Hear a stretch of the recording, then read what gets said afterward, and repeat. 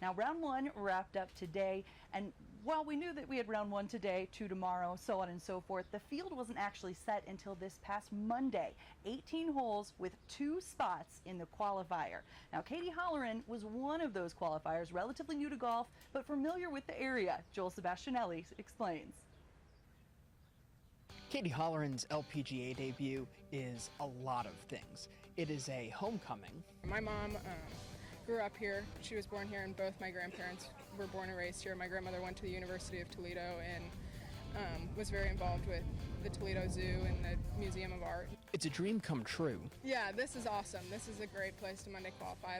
I grew up coming to the COSI and the Toledo Zoo and the museum, and I came here every summer. Also, improbable. One of multiple dreams for a multi-sport athlete.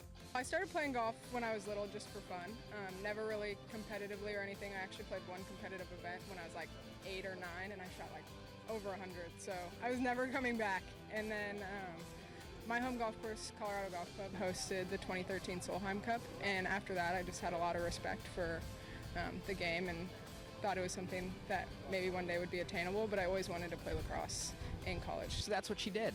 Holleran was a lacrosse player first, honorable mention, all-league at Valor Christian High School in Colorado. Then she pursued her passion in college.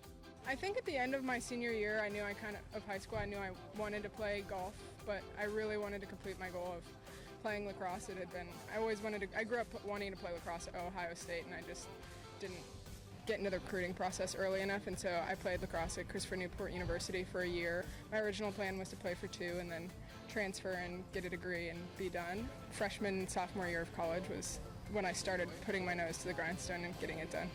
Now she's getting it done on the course, making the LPGA field the hard way, flying out and qualifying with a 5 under 67 on Monday, 3 shots better than the second and final qualifier.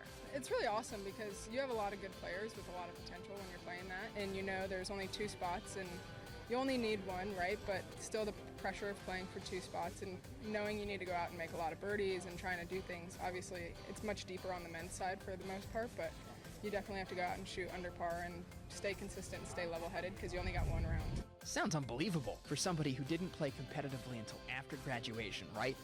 Well, unbelievable to everyone but her. If you had told me in 2018, I think I maybe would have believed you, but you know, a lot of people, I had ambitious goals of being on tour as soon as I could, and I think a lot of people didn't necessarily believe that I could do it, but I always wanted this, and I always thought qualifying for something in Toledo first would have been really unique.